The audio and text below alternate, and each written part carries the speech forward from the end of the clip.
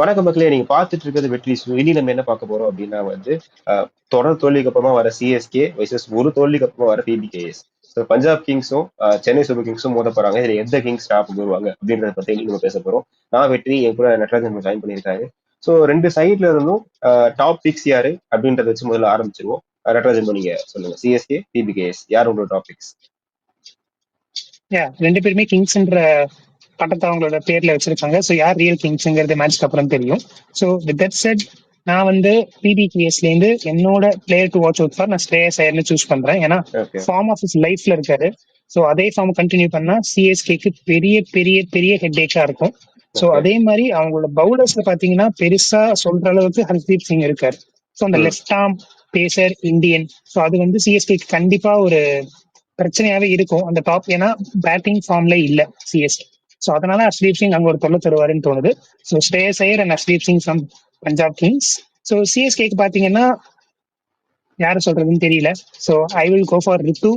ஏன்னா ரித்து சைன் பண்ணாதான் சிஎஸ்கேக்கு பேட்டிங் கிளிக் ஆகும். ஸோ அதனால I go for Rithu. And பவுலிங்ல நூர் அகமத் இந்த மேட்ச்ல அவரோட பெஸ்ட் கொடுத்தா சிஎஸ்கே வின் பண்றதுக்கு நிறைய சான்சஸ் இருக்கு. ஓகே, என்ன கேட்டீங்க அப்படின்னா நான் திருப்பி பிபிகே சைட்ல இருந்து ஸ்ரேயஸ் ஐயர் நிகழ் வந்து நம்ம சொல்றேன். ஏன்னா இனிஷியலா வந்து ஓப்பனிங் பேட்ஸ்மேன் மேபி கொஞ்சம் கலீல் அஹ்மத் நல்லா போராடுறதுனால விக்கெட் எடுக்கிறது வாய்ப்புகள் இருக்கு. இருந்தாலுமே நான் வந்து ஸ்ரேயஸ் ஐயர் இந்த சர்ஃபேஸ்ல ஸ்பின் எடுத்தாலுமே ஸ்பின்னுடைய one of the best players of spin இன்னைக்கு இந்தியாவில் ஸ்ரேயஸ் ஐயர் தான். ஸோ அதனால ஸ்ரேயஸ் ஐயர், நேஹல் வதேரா லாஸ்ட் டைம் அவர் சேப்பாக்கு வந்தப்போ ஒரு 60 அடிச்சாரு மும்பை இந்தியன்ஸ்க்காக. ஸோ அதே ஒரு அவுட்புட் இந்த தடவை பஞ்சாப்க்கு இருக்கும்னு நினைக்கிறேன். ஸோ அதனால இவங்க ரெண்டு பேரு பவுலிங் அப்படின்னு எடுத்தீங்கன்னா வந்து எனக்கு என்னமோ பஞ்சாப் பவுலர்ஸை வந்து சிஎஸ்கேவால ஹேண்டில் பண்ண முடியுமோன்னு தோணுது. ஏன்னா அந்த எக்ஸ்பிரஸ் பேஸ் போற பவுலர்ஸ் யாருமே இல்லை. ஹர்ஷ்தீப் சிங்கோட ஸ்விங் மட்டும்தான் ஒரே ஒரு கன்சர்னா இருக்கும். அதை தாண்டிட்டாங்க அப்படின்னா பெரிய இம்பாக்ட் வந்து பஞ்சாப் கிங்ஸோட பவுலர்ஸ் கிரியேட் பண்ணுவாங்கன்னு எனக்கு தோணல. சிஎஸ்கே சைட்ல வந்தீங்க அப்படின்னா வந்து பேட்டிங்ல நான் கான்வேக்கு போறேன். கான்வே ஃபர்ஸ்ட் மேட்ச் கொஞ்சம் கஷ்டப்பட்டாரு. பட் இந்த மேட்ச்ல அவருக்கு பிடிச்ச மாதிரி பவுலர்ஸ் நிறைய பேர் இருக்காங்க. கொஞ்சம் ஸ்விங் ஆகுதுன்றது ஒரு பிரச்சனை கிடையாது. நியூசிலாந்துல பவுலர் போட்டு போவாரு. அந்த ஸ்விங்கை அவரால் கவுண்டர் அட்டாக் பண்ண முடியாததுனால நான் கான்வே தான் எனக்கு சிஎஸ்கே சைட்ல இருந்து பேட்ஸ்மேனா இருப்பாருன்னு தோணுது. பவுலர் வந்து நான் வந்து கலீல் அகமதுக்கு போறேன். ஏன்னா நூரை வந்து டேக்கிள் பண்றதுக்கு பிபிகேஎஸ்ல பேட்ஸ்மேன்ஸ் இருக்காங்கன்னு தோணுது. ஸ்பின்னை பெட்டரா ஆடக்கூடிய பேட்ஸ்மேன்ஸ். உங்களுக்கு வந்து மேக்ஸ்வெல் ஸ்பின் நல்லா ஆடுவாரு. அவர் ஆடணும்னா கூட அவரை போறதுக்கு முன்னாடி ஒரு 2-3 சிக்ஸ் அடிச்சுட்டு தான் போவாருன்றதுனால ஸ்ரேயஸ் ஐயர் இருக்காரு, நேஹல் வதேரா இருக்காரு, சஷாங்க் சிங் அவருமே ஸ்பின் நல்லா ஆடுவாருனால கலீல் அகமது எனக்கு கொஞ்சம் இம்பார்ட்டன்டா இருப்பாருன்னு தோணுது. பேட்டிங் சைட்ல நான் சொன்ன மாதிரி கான்வே அப்படின்றதுனால வின் ப்ரெடிக்ஷனுக்குள்ள போவோம். சிஎஸ்கேவா பிபிகேஎஸ்ஆ யாரு ஜெயிப்பாங்க நீங்க நினைக்கிறீங்க? இது வந்து நான் 2 போல்ஸ் ஆஃப் இன்டென்ட் நான் சொல்லுவேன். ஏன்னா பஞ்சாப் கிங்ஸ் போன மேட்ச் தோத்தாலும் இந்த இன்டென்ட்டை காட்டிட்டு தோத்துருக்காங்க. சிஎஸ்கே இது வரைக்கும் அந்த இன்டென்ட்டை காட்டவே இல்லை.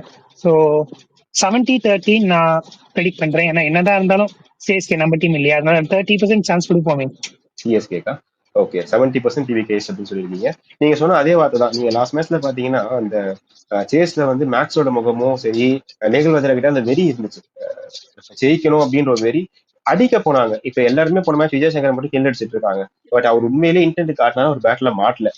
மத்தவங்களும் அந்த இன்டென்ட்டை காமிச்சாங்க அப்படின்னா சிஎஸ்கேக்கு ஒரு 40% நான் கொடுக்குறேன். ஏன்னா 3 டிஃபிட்ஸ் அப்படின்றது அவங்களுக்கு நல்ல ஒரு பாடமாவே இருக்கும்.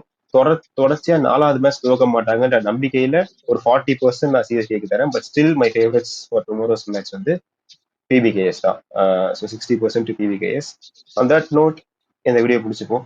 ஐபிஎல் முழுக்க இதே மாதிரி ரெகுலர் வீடியோஸ் நம்ம சேனல்ல வந்துட்டே இருக்கும். எல்லாத்தையும் பார்க்க மறக்காம சப்ஸ்கிரைப் பண்ணிக்கோங்க. உங்களை அடுத்த வீடியோல பார்க்குறது வரைக்கும் தேங்க்யூ.